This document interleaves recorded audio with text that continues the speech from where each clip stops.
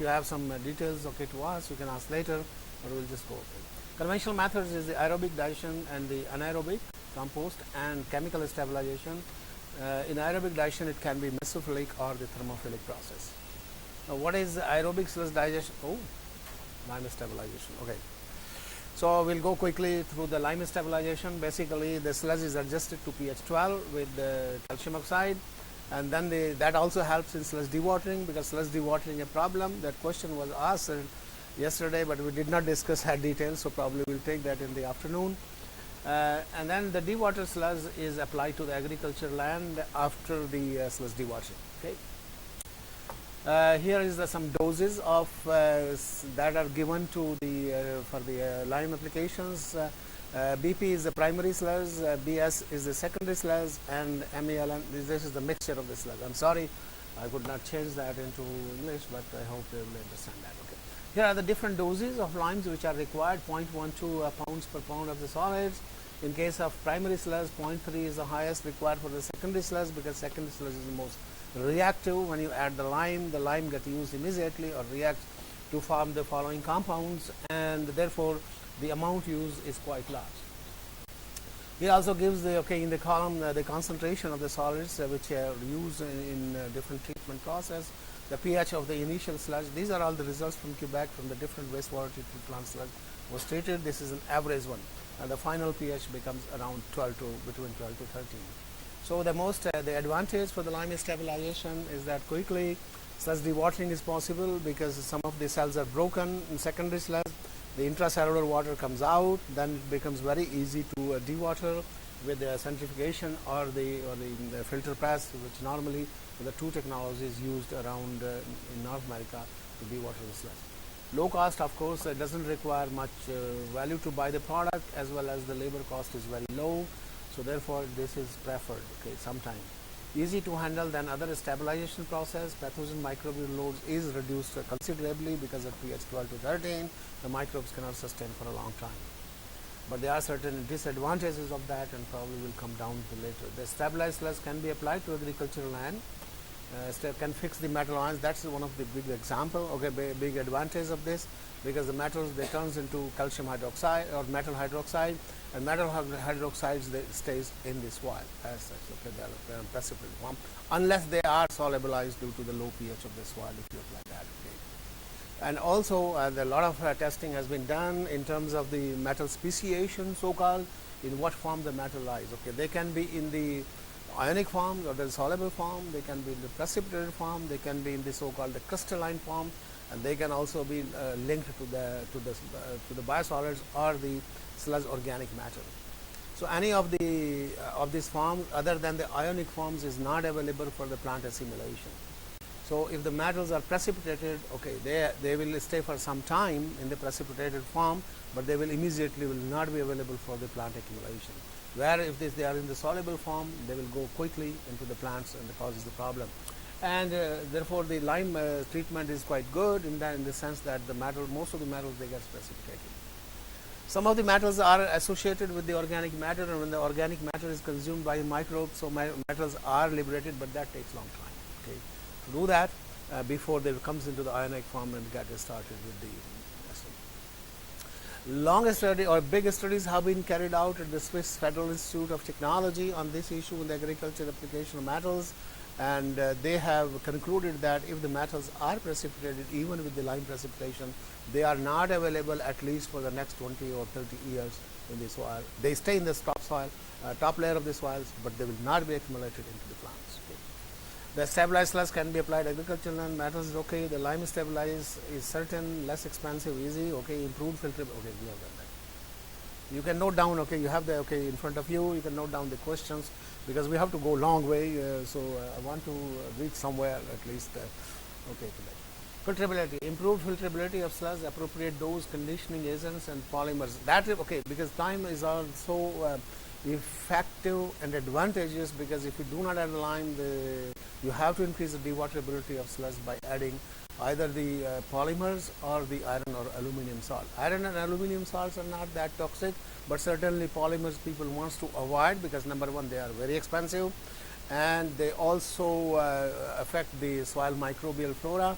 There are not many studied. That's a gray area, and people are now trying to take it up and study the consequences. But yes, initial studies have shown that they impact the microbial flora. Okay. The primary sludge dewaters rapidly because this most of the inert material, and the secondary sludge takes problematic because the 70–80% is the intracellular water that has to be broken down, and the water has to be released from the cells.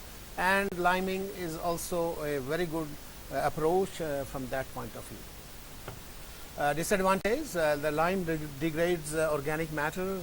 Okay, the organic matter is not degraded. Okay, so the putrescibility is there. Therefore, vector problem is always there. Okay? The sludge mass is not reduced. In fact, the sludge mass is increased because you are adding lime. Even the 0.2 pounds per pound of the sludge. So basically, what you are increasing here, 20% the mass of the sludge. So then it increases the transportation cost. Then there is a regrowth problem. This point is not given here. Okay, disadvantage continues. If proper doses of lime is not added to maintain pH 12, okay, and that should be for 2 hours at least. Otherwise, the sludge pH decreases, and then you'll observe the regrowth of microorganism. And sludge, okay, or wastewater sludge, we call it is a very sticky material. Why we call it a sticky material? Is because it behaves in such a way that is not that easy to change its characteristics. Like even when you acidify the sludge, okay, you go to the pH 2, add the acid, go to the pH 2, but you will find that after 2 hours pH will rise again 7, because the consumption of the acid or the alkali is the same. And so you have to really wait for a long time before you can say my pH is 12. Okay, otherwise pH can change very fast, and that can create all sorts of problems which exist in the untreated biosolids. The agriculture use of lime sludge is not advised because well, in the alkaline soil it's obvious, okay, that with the acidic soil, of course, you can do that. Lime sludge has low fertilizer value and low concentration of nitrogen and soluble phosphorus, obviously because you are increasing the mass of the sludge. So even if the nitrogen phosphorus were there, so their concentration will be diluted. Aerobic sludge digestion. So another process to stabilize the sludge is the aerobic sludge process. Aerobic digestion process, which is used throughout North America, almost is a good percentage of the plant. Now what happens is exactly like the activated sludge process, and it's an aerobic process. You fill in the concrete tanks basically, and then you aerate the sludge for a couple of days, depending on how much solids reduction you want. It can be mesophilic and it can be thermophilic. Thermophilic is very fast, okay, and the sludge volume is reduced very, very fast. And in thermophilic process, 50–60 degrees centigrade, you have the advantage of removing the pathogens. Okay, but normally it's a mesophilic process which is used around that globe. Okay, 30–35, couple of days residence time. The aeration has to be provided in the tanks. All aerators fits at the bottom of the tank. And the US EPA laws, as I said before, is that the biomass or the volatile suspended solids must be removed by 40% or 38% to 40%. Okay. That means the sludge is stabilized, there will not be a vector problem, and that's why it is done. And also, it will minimize the odor problem. Factors affecting mostly the same factors which are responsible for in the effluent or influent wastewater. The type of sludge, primary sludge, as we already said, that is difficult to degrade, so it requires very, very long time to get it stabilized, whereas the secondary sludge gets stabilized very fast. Mixed sludge in between the two. Biodegradable organic matter, depending on how much is that, how much concentration of the solids you charge into the reactor. Normally sludge comes out with 2 to 3 grams per liter, then it is concentrated up to 18 grams per liter, but in the aerobic sludge digester you have 4 to 5 grams per liter, or maximum it goes to probably 10–15 grams per liter. But then to go to 10–15 grams per liter, you have to really concentrate with the polymers. You don't want to add polymers before that, because when the sludge is stabilized, the mass is reduced, so at the end they add polymers and they require less quantity of polymer because polymers are very expensive. Okay, so that's the reason. So they go for the 10 to 15 gram. Okay, they can increase the concentration, so they will require the lower volume of the reactor, so they can take the advantage, but the pathogen kill rate is reduced very much. So the optimum concentration normally they use about 5 grams, 7 grams, 10 grams per liter. Okay. But when we talk about the conversion to value added products, we use roughly 20-25 grams per liter. But in aerobic sludge digestion, it goes to 5 to 10 grams per liter. Right? Okay, then we define the biodegradability is defined by easily biodegradable, difficult to biodegrade, and non-biodegradable matter. Okay. So the secondary sludges contain quite a good percentage of easily biodegradable, and of course 10 to 20% is very difficult to biodegrade, and then they are inert material. 2 to 3% is a non-biodegradable. Now this classification was given by the by IWA task force, which were interested to create the mathematical models for the design of the whole units of wastewater treatment process A to Z, including the aerobic sludge digestion process. Okay, not only this aerobic sludge digestion, but anaerobic sludge digestion process also, and the other related biological process integrated with the secondary treatment and the primary treatment of the municipal wastewater. Okay. And some during I think, if I remember exactly, during mid 80s, the IWA put this task force having 6 members of the task force from around the world. They were the most recognized scientists and professors around the world. Okay, from different countries, and they kind of came up with the mathematical model. But there were so many loopholes in that model, and later on there were a lot of research to modify those models, and these models, they exactly describe the whole treatment process, including the wastewater treatment, sludge disposal, gas collections, energy generations, including everything. Okay, the whole process.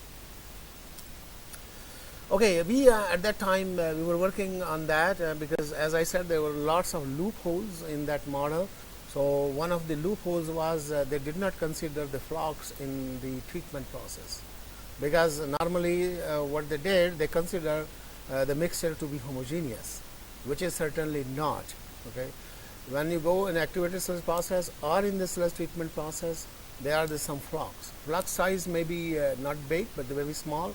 But then again, impact and that effect that brings into consideration the diffusion problems. Okay, and that, okay, we suggested to that, my group, we did that work, and we suggested to the ASM, to this so-called the ASM2D model, and we suggested to the task force that, look here, it is not correct, so this model has to be verified this way.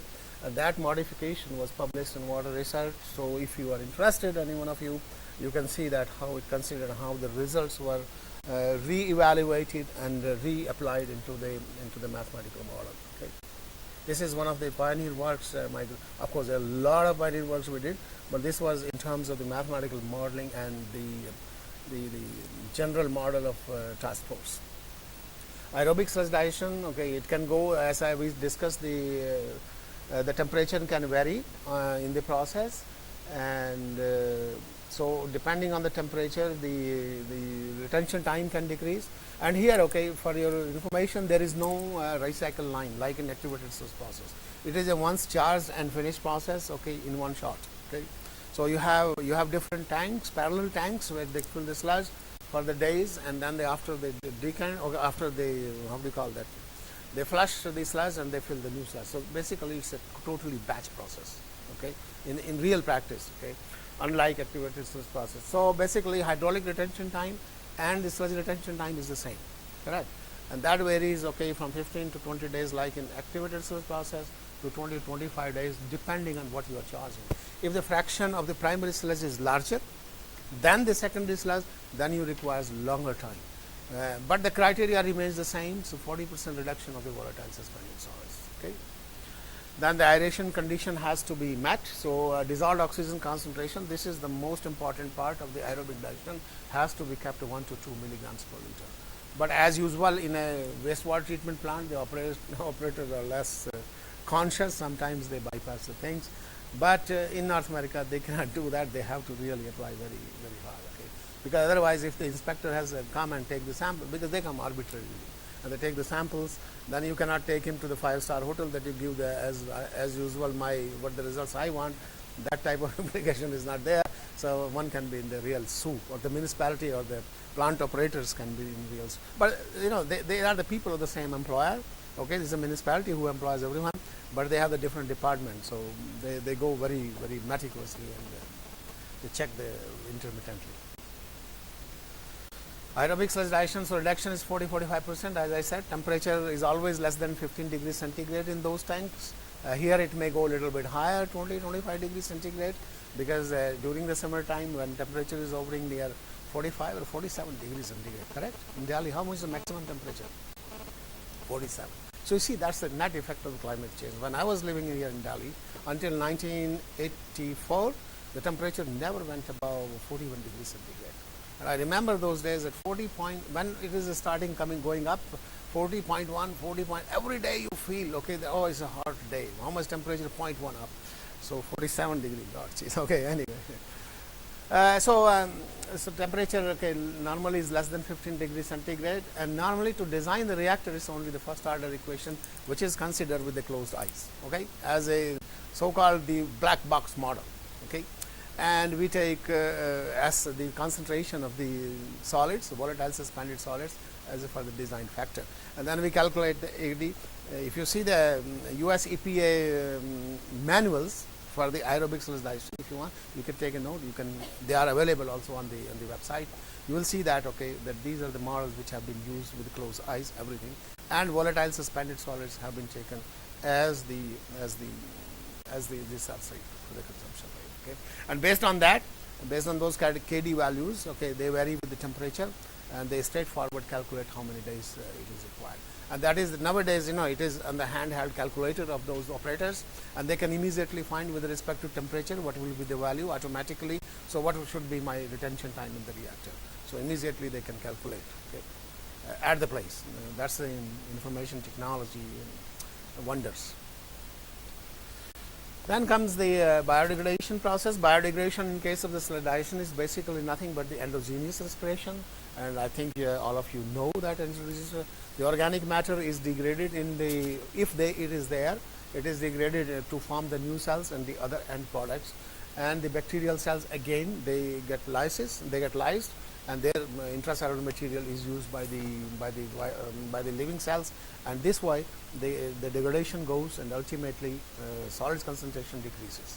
Correct? Very simple. 70 to 80% bacterial biomass is oxidized. Okay, 20 to 25% is inert, depending on, sometimes it can go down to 10-15%. Again, this depends on how much is the primary sludge proportion that has been mixed with the secondary sludge. Okay. And then ammonia is oxidized to nitrates in this process. This is the same thing. BOD ultimate is equal to 1.42 times of the concentration of the cells, and this sludge activated, and this goes through endogenous respiration is exactly the same. Okay, so instead of the organic matter here, what it changes is the cell composition, bacterial cell, with the composition C5H7NO2. Correct? It's the most approximate again, most approximate. Okay, it's not the exact. Okay, if as I'm a biochemical engineer, if I'm producing biodiesel like one of your friends is producing here, I'll not consider this equation. But in wastewater treatment, it is applicable, and these are the types of only tools available to design the wastewater treatment and the sludge stabilization process. As I said, most of these have come up with the civil engineering thoughts, and at that time they did not have thoughts for the microbiology, but in practice they are applicable.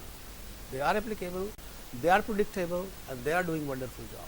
So it's excellent, because ultimately we have to get down to the nuts and bolts, that we have the sludge, we have to decrease it, is following the model, perfect. Of course, if you go into the research, you will find n number of publications every year on these thoughts, and but in practice, it hasn't changed for the last 30 years. Okay, it is like this.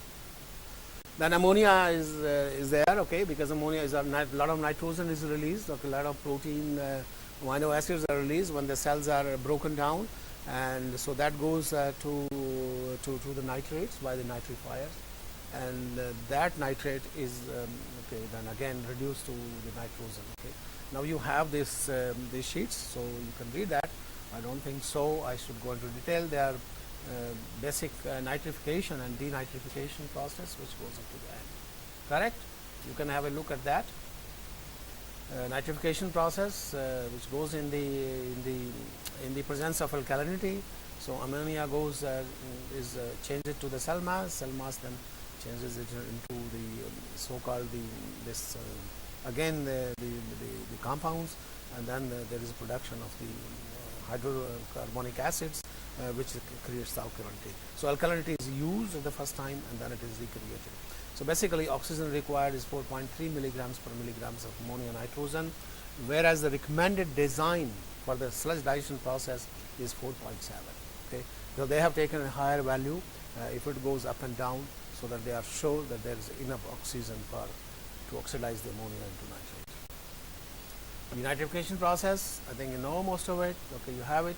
I will just rush to the next stage because I don't want to spend my time on this.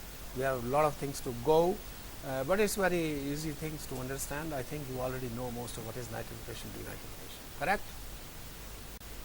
Anyone who does not know, raise hand. Everybody knows. Good. Now, what are the criteria? The nitrifiers grow slowly, heterotrophs grow very rapidly. So, the same rule as in activated sludge process. Here in sludge stabilization process, the same rule.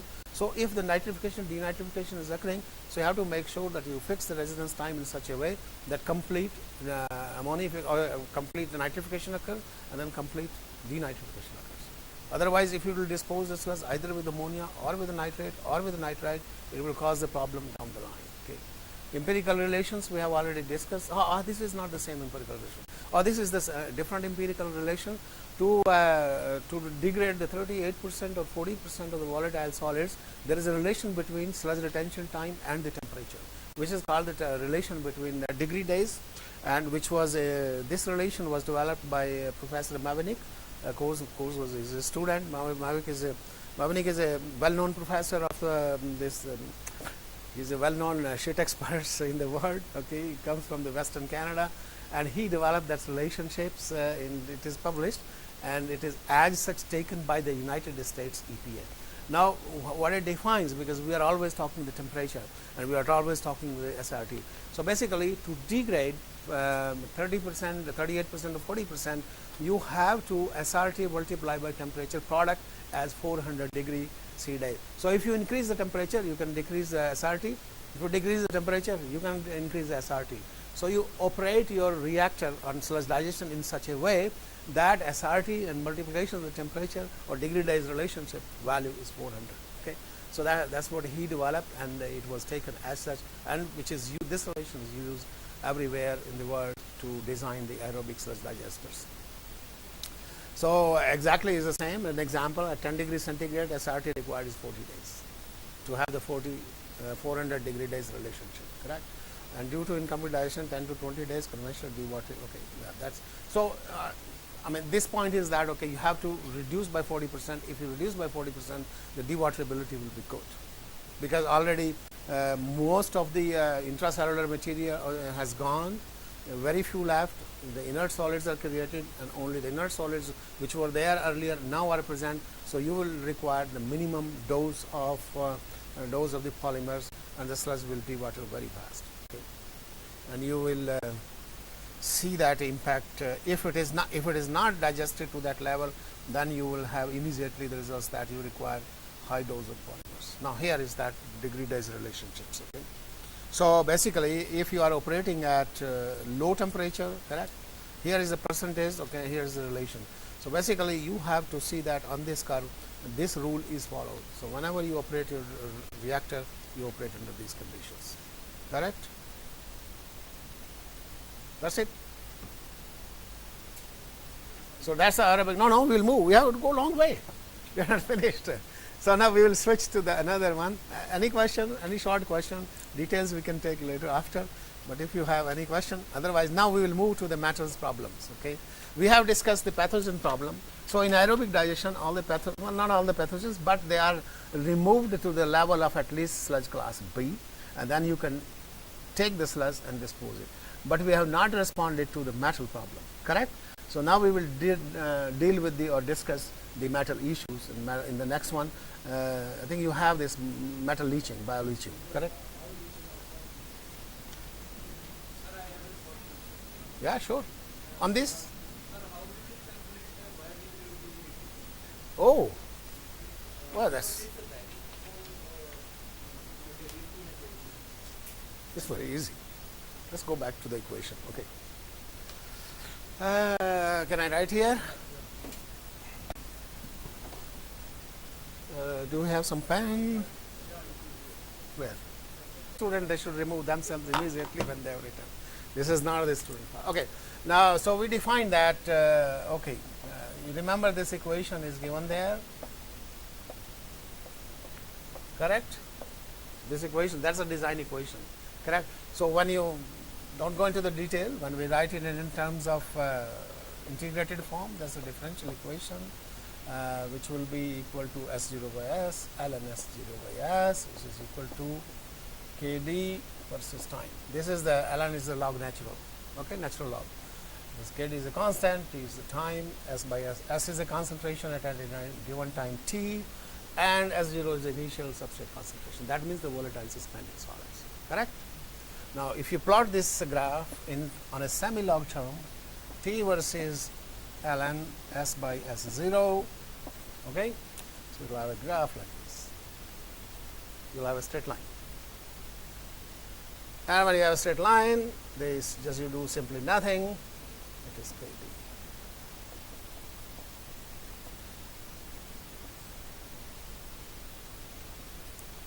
This Kd varies with the temperature, so you can have the plots at different temperature. So then you'll change the slope. Higher is the slope, higher is the Kd value. So basically, at increasing temperature, it will go like this. As you increase the temperature, the graph will go like this. Correct? Simple. Very simple. See, that's how the civil engineer is working, taking nothing into consideration in terms of the microbiology, so-called, what we are doing. The basic scientists or even the biochemical engineers are in this. When I read their thoughts and they say, oh, but they are working perfectly. They are being used for decades now. Works perfectly. If I am there, I will not use this, and that's what is. I just mentioned to you the ASM model. Okay, they have made it very much changed, but that's so complicated. This, I guess you can understand, this is so simple, but that is beyond your comprehension. I'm more than sure. If you are not a mathematician, or if you are not an engineer, it's beyond your understanding. Okay. So anyway, it is working fine. I will replace it back. Before I do that, I will. Oh, but this is, I think, this is not erasable. Oh, anyway, there should be erasable. So we cannot reuse the board. So I think what you have to see, probably you have to see somewhere isopropanol and alcohol to remove this. Okay, good. So let's move to the next. If you have any question, any other question, quick question, and otherwise you can note down your question. We'll take it later. So we have to go. This lecture is not here. We are going very slow. We have to increase. I think it should be here. Biology. Good. So you have at hand this these slides.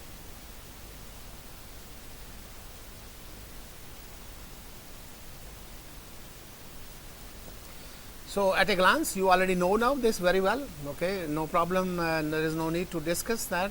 But what is the most important point here is that in primary and the secondary treatment.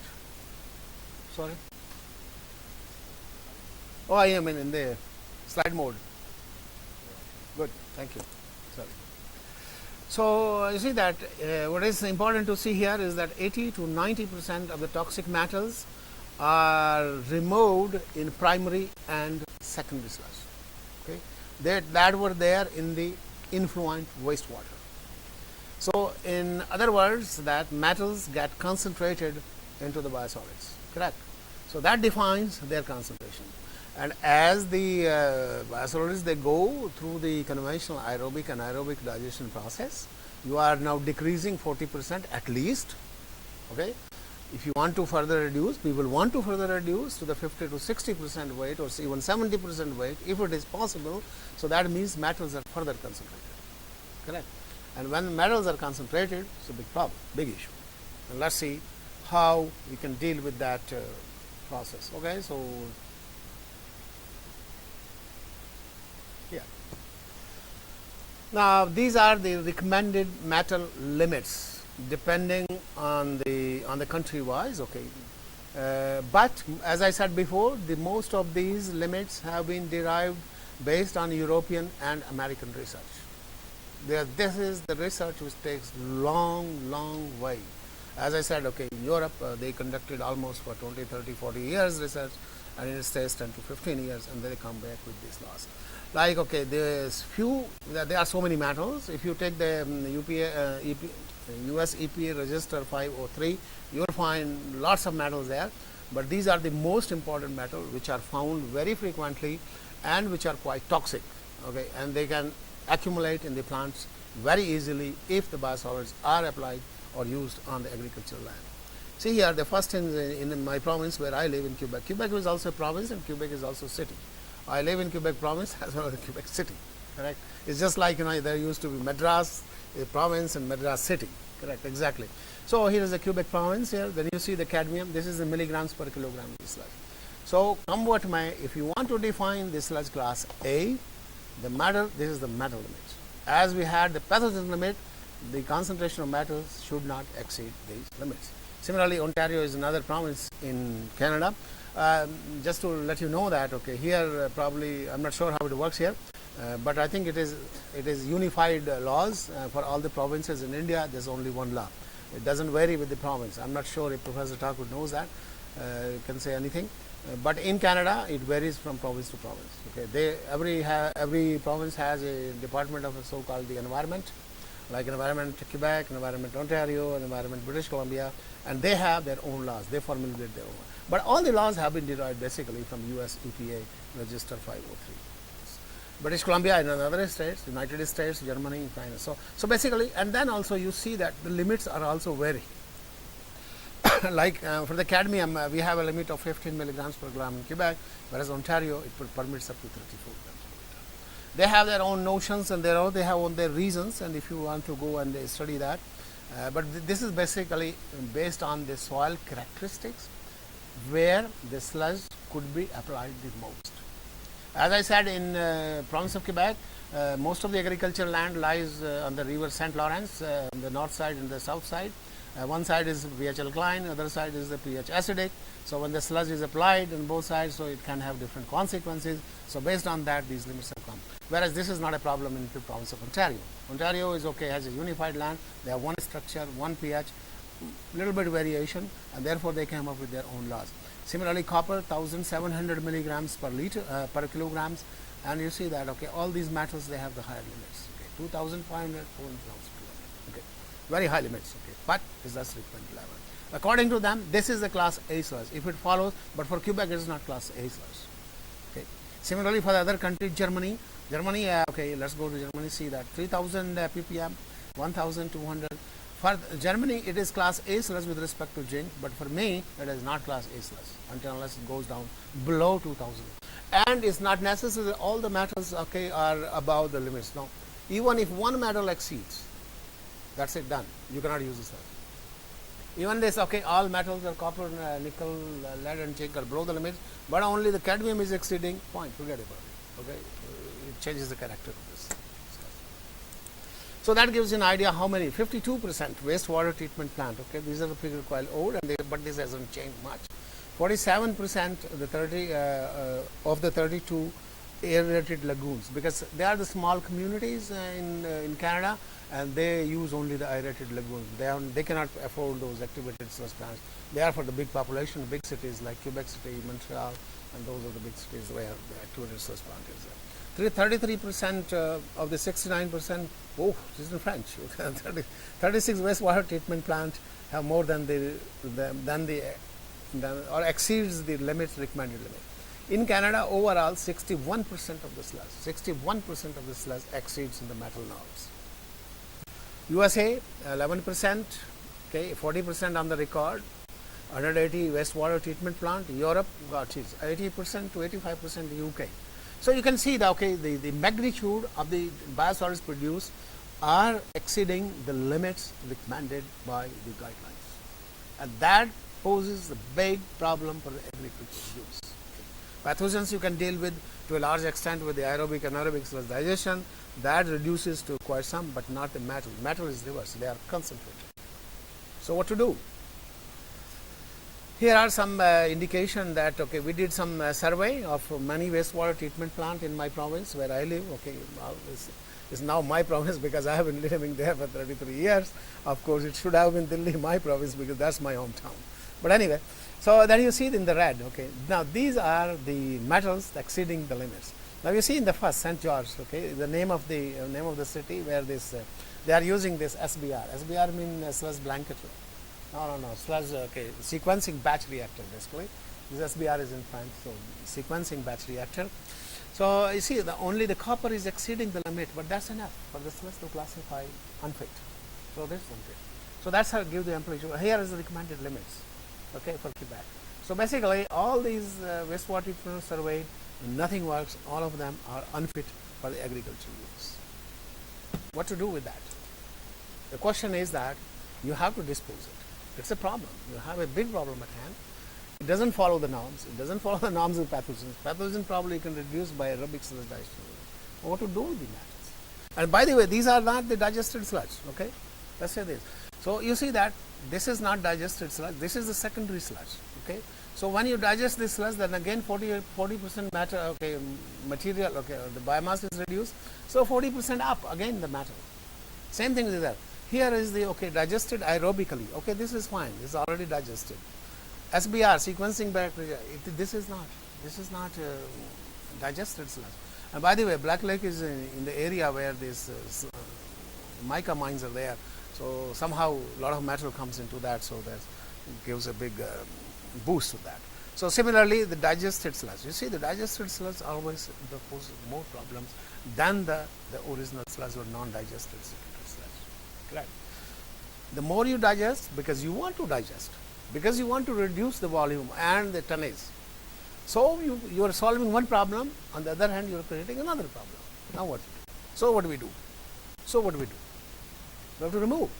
If you want to use this sludge, having a good fertilizer value, you don't want to put it in landfill. You can put it in the landfill, but you are wasting. Then again, there is a law that you cannot incinerate, you cannot put in landfill unless all the options are exhausted. Correct. For that you have to go and permit. So what to do? So you have to control the metals, and the control is that source control. You go and pinpoint, like yesterday we were talking about, there may be lots of electroporators, they might be dumping, there are some tanneries, they might be dumping. So they did a survey and found out immediately, because it doesn't take time over there, because everybody is registered. Unlike Delhi, nobody is registered. They are doing their own job. I know many industrial areas in this city, they are not even registered. They are doing a lot of business and they are discharging the waste. Like these, those how do you call that?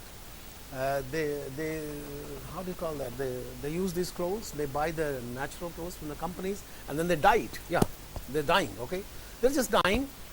These saris and different type of printing, shirts and pants and everything. I know those areas, and they're just dumping that dyeing solution directly into the sewer lines. There's no control. And I'm really, I'll be surprised if they are registered. I don't think so anybody will even know them. So even if the government wants to, or municipal of the corporation of Delhi wants to control, first of all, they have to go and identify where they exist. But for me, for in Quebec, it doesn't take time. We have a register, everybody registered, who is who. Immediately find and go to them. Hey, what are you doing with your discharge? Fine, I'm doing this. No, don't do this. Do this. Otherwise, you will have to pay heavy fine. And they immediately control. So another method is that, identification of the source, domestic. So you can control in the industry, but domestic source is always there. There are a lot of metals and antibiotics and the medicines, a lot of other things in household. It gets Like in Quebec City, we use the copper pipes for the water intake, and this copper also gets somehow dissolved with the time, and we have a lot of copper concentration. And when we started this doing this job quite some times back, we found that the copper concentration was 3,000, 4,000 milligrams per kilograms in the sludge, which was very high. But the municipality could not do anything because the copper line is always placed in every household. They cannot go and change the copper line in the whole Quebec city. So there's 850,000 people living in that. So that was the source, and that is still continued. So, but anyway, as I said, the identification of sources, you can identify the industrial sources, but the domestic source will continue coming. Then the second strategy is metal removal from sludge. So when you metal remove from the sludge, so how do you remove? What is the technology? Where is the technology? Okay. Immediately answer is the chemical technology. Okay, fine, add the acid. Correct. What the heck, is that a solution? Probably not. Okay, let's see. So we studied that for a long when there was nothing there in late 80s, and this was a burning problem in everywhere, and so we started looking at some biological method which is cheaper, which could be conducted with the aerobic sludge digestion process, combined way, reduce the cost, and decontaminate the sludge. So we did a lot of research on that. I will just give you a summary of that. Now this process is now complete and applied to the many places in the world. People are using it as to decontaminate their sludge, and at the same time the bioleaching process also helps in the sludge dewatering. That we will discuss separately. Okay. So this is the mesophilic process. That the first process was developed just only for metal leaching, and then we combined with the aerobic sludge process, which is called the SSDML process, is known as the simultaneous sludge digestion metal leaching process. Okay. I will come down to the nuts and bolts of that also.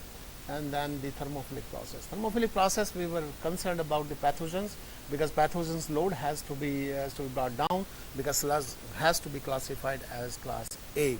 So that's why we consider the thermophilic process. But down the line we left it out because the microbial abundance in sludge was lacking in thermophilic microorganism which has the ability to generate acids, or which has the sufficient capacity to generate the acid, because as I said, sludge is a very sticky material. You add the acid and then it will go the pH up after 2 hours. So you have to keep on doing whole day, and you will have a surprise that you will not be able to stabilize the pH. So on the way we just left it out and we continued with that. Okay, let's see now. Go through that. It's a chemical process, biological process. Okay, in the biological process, the metal leaching here. Okay, so there are two types of microorganisms: sulfur oxidizing bacteria, iron oxidizing bacteria. Nothing is new; it is very well known in the mining sector. Okay, the microbial leaching process. Okay, but what was new is was to apply the sludge, and if we could apply the sludge, and we could keep the integral value, or the NPK values integral in the sludge, because it is to be used as fertilizer after metal leaching. Correct. So that was the challenge. There are a number of chemical processes. We look at that, and there were some people tried because it was a worldwide problem: chlorination, ion exchange, chelation, digestion, acidification. But then we did a lot of cost estimation, and we found that okay, nothing was working. There were lots of operational problems, like the corrosion and so many things. Okay, so ultimately we decided that is not going to work. So in chemical process is so simple that okay, metal could be solubilized by acid as usual. So nothing great in that. But one thing is okay, very important to understand is that okay, by simply lowering the pH could not help to solubilize the metal. Okay, and this the EHPS diagram it tells us exactly how it works. So this diagram is the speciation of metals, and we prepare this type of diagram for all of the metals to see that what will be the conditions required. Okay, one way is that okay, you just simply close your eyes and stop bacteria. Okay, start producing acid, and then see okay how many metals are dissolved, how many metals are not dissolved. Okay. But then you have to do some pre-exercise to see where I can run with the known knowledge, and before you attack the problem, at least you have to do a lot of your home exercise and homework to see that what is required, what I can do, okay, in that requirement. So this is an example. So let's see here. Okay, the cadmium exists in the ionic form. So cadmium exists in this region as cadmium carbonate. Here in this region it exists as a cadmium sulfide. Correct. And this is the also the sulfur, okay, the cadmium 0, that is metallic form. So basically the cadmium, you can solubilize the cadmium here in this zone, right?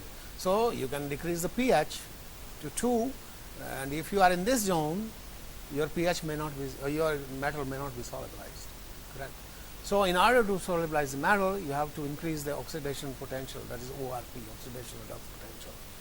So basically, to come to this zone, you may reduce the pH to 4 here, but the oxidation potential has to be somewhere near 200. If it is not, normally oxidation redox potential of sludge is minus 400, minus 500. Okay, minus 30 millivolt zeta potential. Okay, so basically, if you just lower the pH simply, it's not going to do the job. Okay, that's what we realized, and that's what we explained. In anaerobic digesters, you have an advantage that okay, the ORP is low, and so the metal exists in the precipitated form. Okay, and as if you remember that I said that if you dump the wastewater sludge and agricultural land in the form of the precipitated metal, they will be very much less available to the crops, so that will not pose those kind of dangers. So basically, if you want to remove the metal from sludge, similarly the EHPS diagram exists for all the metals, and we did the exercise that almost for 6 months.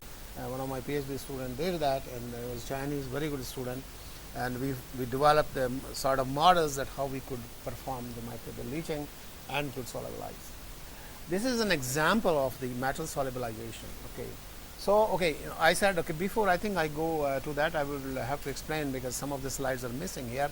Then what is the process of microbial leaching? Okay, as I said, there are two types of microbial process. One is uses the ferroxidine, which uses the iron as a source of energy. The another is the sulfur oxidizing bacteria, which uses sulfur as elemental sulfur as the substrate. So basically, the sludge is a wonderful material also that it contains a lot of microorganisms, all sorts of microorganisms in this world. You name any type of a strain, any type of microorganism, you can isolate from sludge.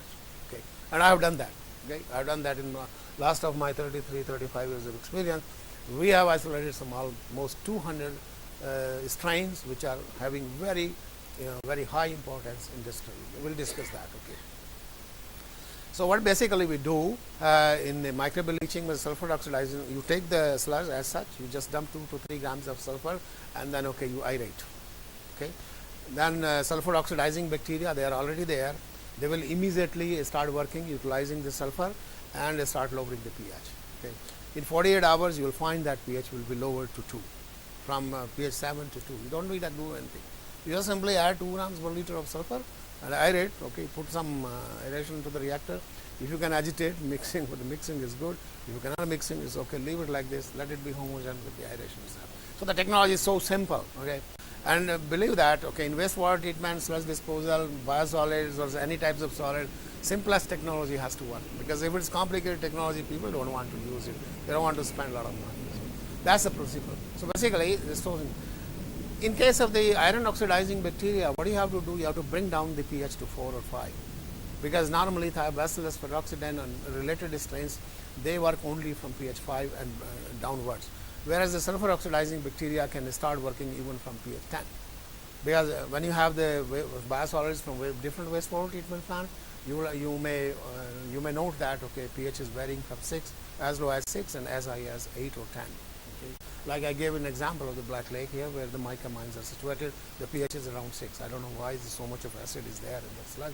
From where it is coming, probably from my mining operations, because some of it can diffuse into the runoffs. Okay, water runoffs. There is a lot of rains, snow melt. When there is snow melt, there is flood. Okay, here you have the flood when there is rain. Yes, we have a flood when there is rain, but we also have a flood when snow melts. All of a sudden, okay, temperature goes up. You will see that one day you have 2 meters of snow everywhere. Like in front of my house, the snow, they shovel the snow from the road. That municipality shovel comes and that put in your front yard. And my window came and my living rooms that completely cover up to this height. So I'm sitting in my on my living room. I cannot see anything on the road. Otherwise, everything is so clear. Correct? And that all of a sudden temperature goes up, and sometimes in the late April or normally in the month of April. And all of a sudden we have a flood. On the road, everywhere water, and then okay, that goes into the sewer lines. And because we use a lot of salt during the winter times to melt the snow, to keep the highways and ways working, and so that everything salt goes into the sewer lines and the collection. Unlike here, the people have closed down the sewer lines. They don't they don't let the water go through, and it becomes a water puddle, and immediately it goes to the wastewater treatment plant and pH lowers, and that ultimately lowers the sludge pH too. Okay. So these kind of things are happening. So basically, so that's a simple technology. Either you add 2 to 3 grams of iron sulfate, lower the pH, that's it, and agitate for some time, or this sulfur oxide, you add 2 to 3 grams of sulfur. That will, in 48 hours, pH will be 2, metal will be solubilized, you take it out, centrifuge out, you have the supernatant, and your sludge is free of metals. Okay. So that's an example that how, but the question is how much metal they solubilize, the efficiency of solubilization, and this is an example of solubilization of zinc, copper, and cadmium. Lead is a very difficult metal to solubilize because solubility is very low. Okay. Even if it comes in the pH range, okay, it remains in the precipitation. A very, very low amount is solubilized. Okay. Zinc is highly solubilized, so it goes removal up to 98% or above. Copper, as I said, copper is a metal, okay, very highly concentrated in cubic sludge, so, but it can also be solubilized up to 80% or so, whereas cadmium goes maximum up to 60-70%, not more than that. Okay. And here is a below, I was mentioning you the sludge solids concentration is always important. As in case of aerobic sludge digestion process, you start with 5-10 grams per liter. If you are 20-25 grams per liter, your efficiency will drop. The same thing is here. As you increase the solids concentration, the efficiency drops. Why the efficiency drops? It has the same pH, it has the same ORP. Why it drops? Don't know. We don't know. We really don't know. Chemically, we don't know. But the people say, and we also say that, at increased solids concentration, the strength of the bonds between the organic matter and the metal increases. Why it increases? We have no chemical base. We have no chemical explanation. I don't want to break my head on this because this is not an important issue for me to understand. What is most important for me to understand is metal is removed or not. That's my objective.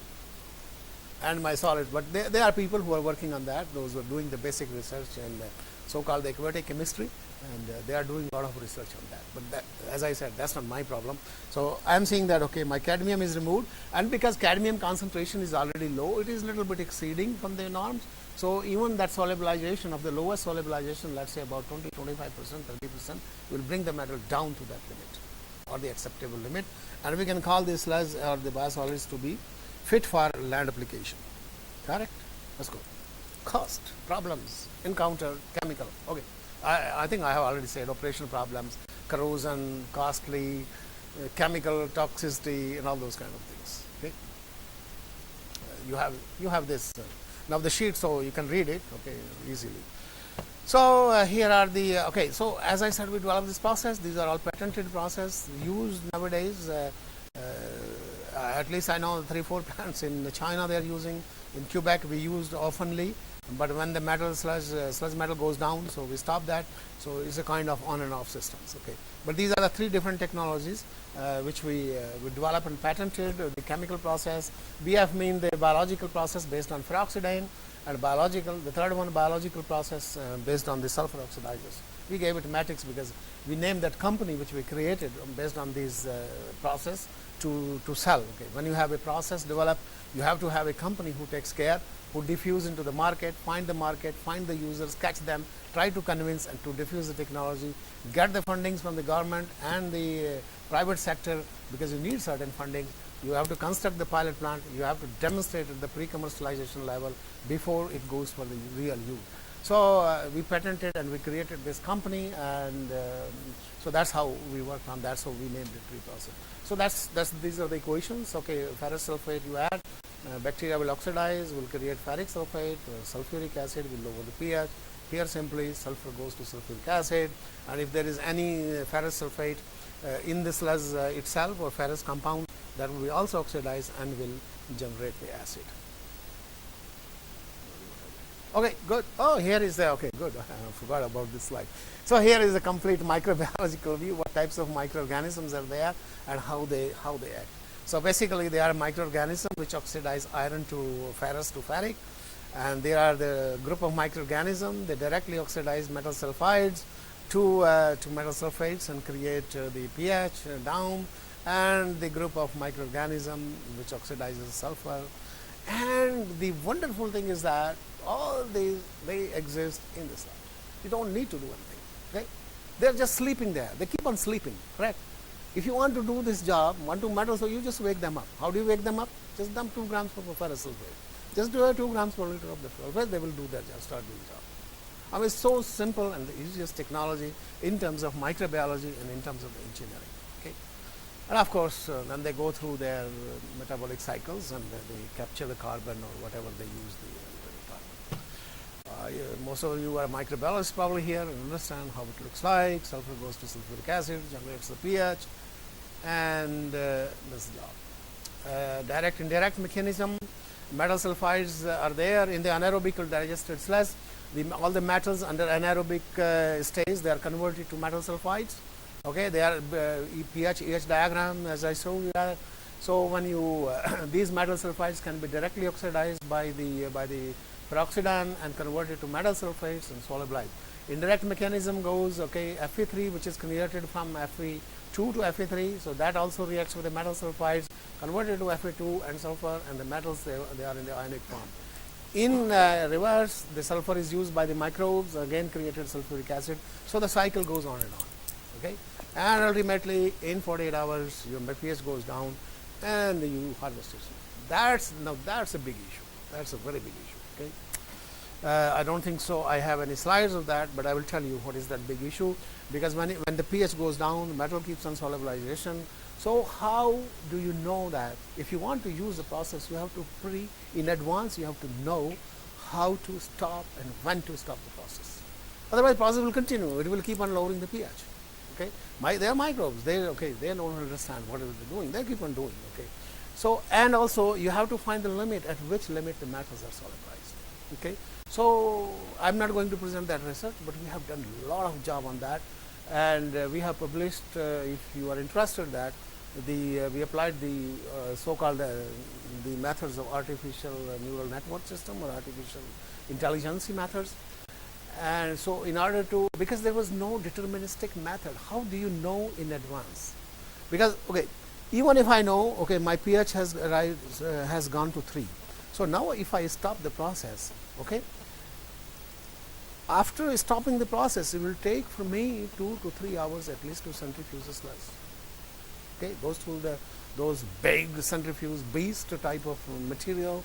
So at least take 2 to 3 hours, but by that time pH will be keep on continuing and going down and down. Okay, so by the time you centrifuge it out, unnecessary pH will go down, and the consequences will that, of course, metals are solubilized, is great, but then you have to lime the sludge, because you have to increase the pH of the sludge. You cannot just dump it on anywhere without neutralizing it. So what will happen? Number one, okay, you have increased the reactor size by over prolonging the reaction. And then secondly, you must use a higher quantity of the lime to neutralize sludge. So basically, you have to decide. That's a pure engineering problem. Okay, so you have to see in advance. So what we developed the artificial intelligence programs. We conducted thousands of experiments. Okay, I think some 15-20 PhD students have passed with me on this particular subject, and then we found that okay, we developed a model based on the data informations, statistical. And then we could predict the process 3 to 4 hours in advance. That okay, fine, from now in the morning 10 o'clock, that 4 o'clock my process will be complete, so I get prepared everything. And I see that after 4 o'clock I do not take much time to actuate all my downstream processing and finish in 1 hour everything and separate the solids from the liquid. Okay. If you are interested, I'll give you the references, you can read that, but it is a very, very highly mathematical. Sorry, I have not put it here, those references, but certainly I will pass it to you. So that's a very, very pioneering work. Okay, believe me that, when we did that work, my group became famous overnight worldwide. Okay, overwide. Okay, and people were so anyway. They react to that scientific discovery in different ways. Okay, because that was the most difficult part of the whole process. And it took me more than almost 5 to 6 years to develop the whole technology. Anyway, this is the metal interaction during anaerobic digestion, the sulfide interaction and the carbonate interaction, and the metals are precipitated in the form of the metal sulfides and the metal carbonates. Okay, so they are less available. So if you can take the sludge and then okay, you can apply, because they are in precipitate form. But then again, the inspector will not permit you, even they are in the precipitate form. the inspector will not permit you if they are not lower the limit. So whether aerobics digested sludge, anaerobically digested sludge, you have to bring the metals to the limit, and then only you can spread. So you have to use that microbial leaching or whatever is whatever the other ways are there, or otherwise there is another way the people also have discovered that you mix the high metal content sludge with the low metal content sludge, and then see what is the solid concentration. That was also our competitor during that time, one of the Professor Henry in the University of Toronto, he did that and got a patent, but that did not go too far because you do not have much of the sludge to mix the two one together. Okay?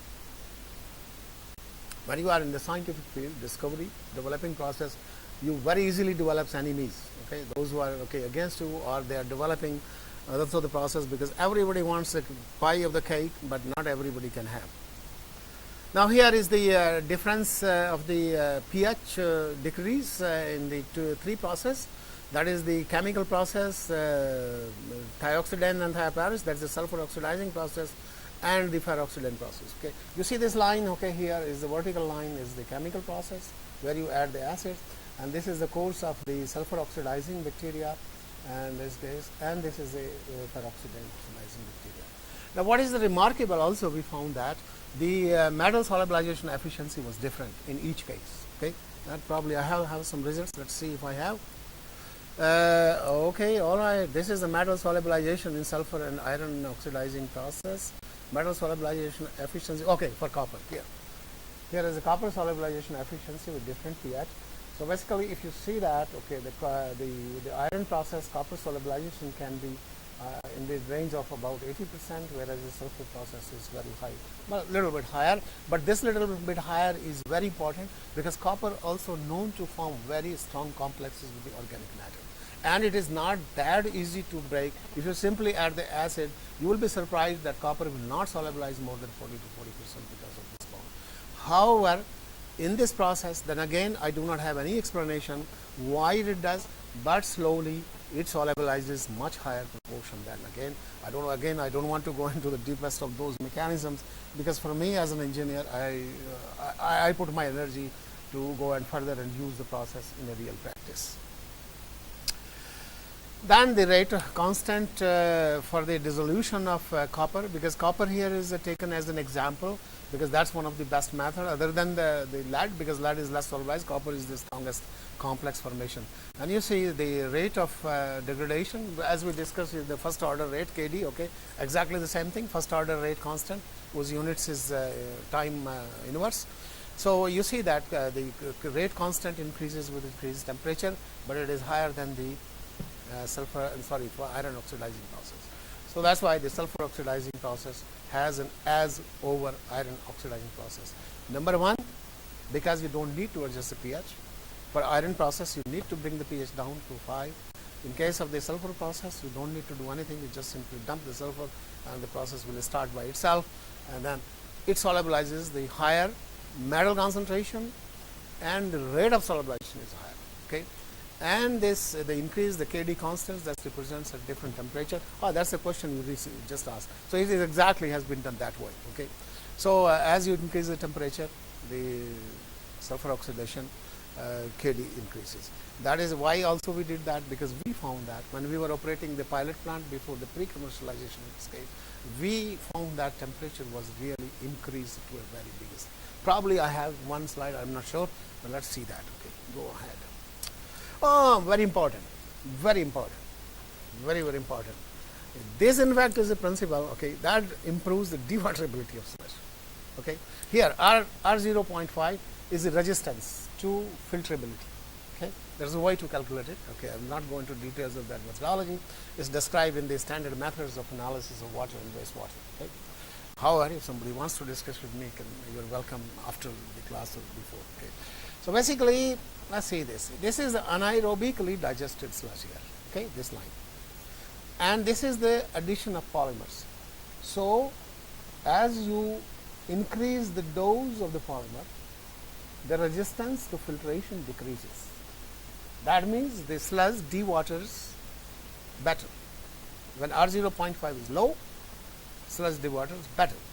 Okay, And at this particular level, okay, so that's the dose where you come down to a accepted level. But you see the treated sludge, microbial release, you don't need to do anything. It's already dewatered. You don't need any dose here. Even with the zero dose, your R0.5 is less than 5. Correct? So you save a lot of money on that. You save lots of money on that. Probably the cost of construction of the reactors for the bioleaching is less than the polymer dose used to dewater the sludge if it is not microbial. And that's one of the greatest advantages. And my friend in Professor Jonathan Wang, which Professor Thakur was also mentioning in the speech, he took down the idea and we developed, of course, he developed a project with me, and we did this project together. And it was funded by the Chinese government, and it was taken as a starting point, and we developed a sludge dewatering process, which is today is used in the many plants in China. Okay? And one of them is in Nanjing, and I think I went there a couple of years ago and I visited that. By the way, they appointed me as an associated faculty. Impressed by their work. Okay. Anyway, so that is another advantage, that how you can bring down the cost and how the process is feasible. Then there is a comparison of metal solubilization with these three processes. You see that acid, sulfur, and iron process. Now you see that sulfur process always gives you better solubilization in most of the cases. Okay. Other than the zinc is where? Zinc is iron process. But anyway, zinc is not in high concentration, and also it is very solubilizable metals. But most of the metals, the sulfur process, the nickel, the copper, which is the most problematic, okay, the cadmium. Okay. So basically that established the superiority of our sulfur process, and that's exactly we developed in Hong Kong in Baptist University with my friend Professor Jonathan Wang, and applied to that. Okay. And also this technique is also used in Canada today to dewater the sludge. I think that's the end of this. With this, if you permit me, there is also one more topic left, but it's already for 10 minutes. So I don't know if we start that today or we leave it for tomorrow. Okay, I will leave you a note here. Okay, that tomorrow we will discuss that. So here now we are describing a two-stage process. Correct? You have, or rather, three-stage process. You produce the sludge at the first hand in the activated sludge for wastewater treatment process. Correct? The second stage, you take the sludge and then treat it aerobically, you reduce the volume or the tonnage, and then you do the microbial leaching. So basically it becomes a three-stage process. Now the challenge before us was that how to combine these two later processes. Could we combine with the aerobic sludge digestion process? So we'll save a lot of money in constructing another reactor, and also the operational cost, which is very high because you have to operate the process. Correct? So that tomorrow we'll discuss in that in the next session, that how we are able to combine these two processes together and what are the consequences. Correct? Afternoon we will discuss the question. I hope you have taken down the questions on the sheets, because I thought probably I keep on speaking here, but you have nothing to note. So I distributed you, so you note down your questions, everything. Which way I am. 2:30. So each chapter or each course, I teach 3 hours per course. Okay, in my university everyone teaches 3 hours. If it is 3 hours in the morning, it's 9 to 12, or if it is the afternoon, it is 1 to 4. Yeah. So what we do, or what I do, I send my all slides of that course to my class, and I divide that group in 3 or 4 groups.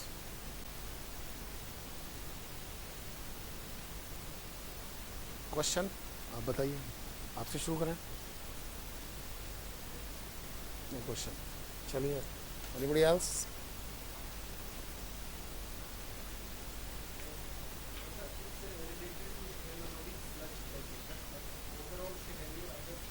Anaerobic sludge digestion. Okay, go ahead. Complex organic sludge. So that will go for aerobic digestion, which is done by microbes. So here we generally using mass spec. So initially the sludge solid in a given volume of water, like primary sludge, it's a little less. But when it will go to the secondary treatment, the concentration of sludge solid will increase.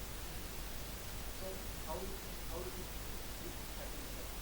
Like microbial growth or microbial growth will Okay.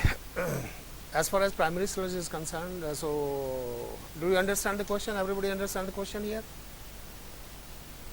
Nobody is nodding their head. No one understands the question. Do you? No. Okay. What he is asking, what I understood correctly, okay, you may correct me if I'm wrong, okay. He's asking this, that how do you take the mass balance on the solids? In primary sludge, okay, is one.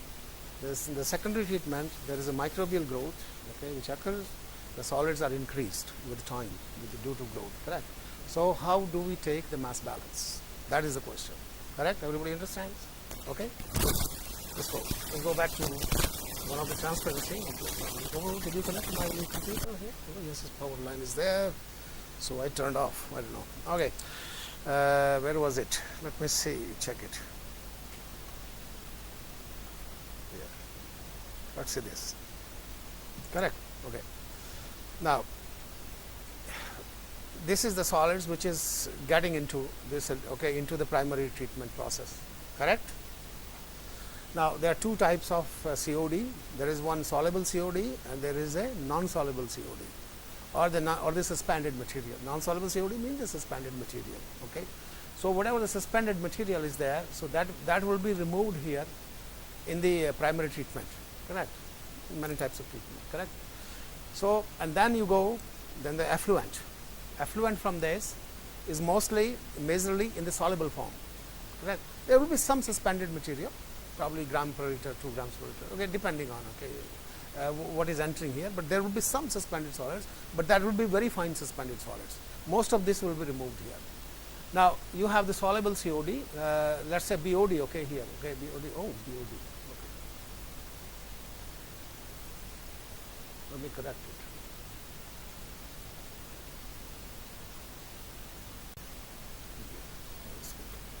So, here, so this is the BOD5, right?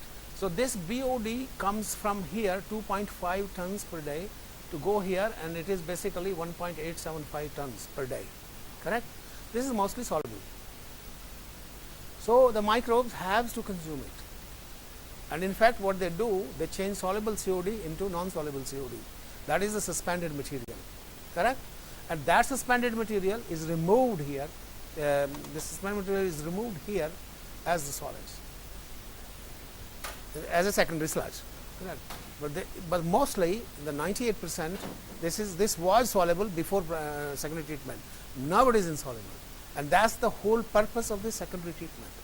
That the soluble. Otherwise, how do you take out those soluble pollutants? Correct. And once they are in insoluble phase, you can remove them easily. And because it's the microbial growth, and it is full of all the nutrients, requires nitrogen, phosphorus, and all sorts of, vitamins, proteins, everything, name anything is there in the wastewater, and that you remove. And these are the solids which is taken into account. So when you take the mass balance, now you take the factor Y. I just said that, okay, somewhere in my presentation here, where is Y? Here should be the Y. You see, this Y is, in the mass balance, this Y is very, very important factor. You know this one. In engineering term, well, thank God, okay, at least there is one civil engineer here, I'm very happy, who probably can understand my term. Now, this is the so-called the yield factor. We call it yield factor. We use it in all microbiological reactions. Okay, like yesterday I was telling you what is the yield factor. Because if you have to increase your biomass concentration, you have to increase your yield factor. But here we want to reduce the yield factor, we want to produce minimum sludge. Okay, so we determine that value of Y, and from this value of Y, then we can put it into the mass balance. So let us say 1.5 tons of COD is entering, correct, and my yield factor is 0.5. So basically my biomass produced will be 0.75 tons. So immediately I multiply it by 0.5. Simple. So that makes the mass balance. Every time you cannot determine in wastewater the yield factor, so we take the most average value, the most convenient value or the nearest value, which will represent the biomass produced. And that's the tool the engineers have. And this is also important in the other microbiological reaction, like when you are making the products, that what is, because this yield factor determines also that how much substrate you are losing for the microbial biomass formation. Because if interest is the product formation, like lipid in your case, Okay, so you want that more and more carbon is routed towards the lipid production, and less goes for the biomass production, and that's where comes the percent lipids of the cells. So if higher percent of the lipid cells, let's say 70%, so that means only 30% of the biomass is non-lipid. So basically your substrate has been, you can call it wasted or you can call it anything, or used by the to produce the biomass, and 70% has gone to the lipid manufacturer. But there is the different scenario. Here is a different scenario. Here is the sludge production, and we don't want sludge. Nobody wants sludge. So we want to minimize yield factor. So you operate it for a long time, the sludge is. Yeah, of course. You have to think about objective. When you talk of the production of a product, it's completely different world. Okay. But here, the yield factor we take that minimize this production.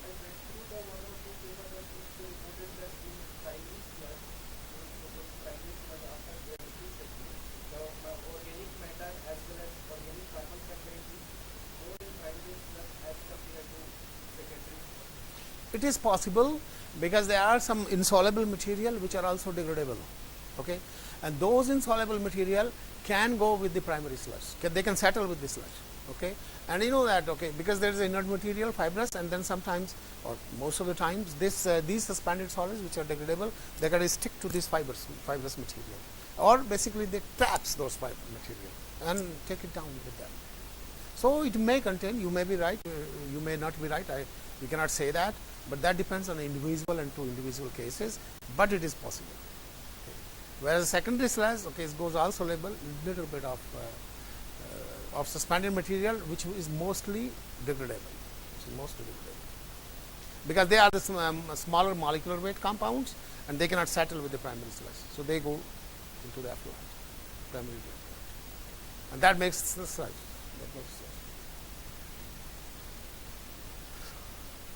Let's go ahead. You had a question. Come on, go ahead. Sorry, go ahead. You already asked question. Okay, good. Okay. So my purpose of giving you these notes that you note down the questions on them, but it seems it's not working here. Because when I'm talking that discussing those. You can ask 20 more questions. I'll be happy. Go ahead. Hydraulic retention time and sludge. Yeah.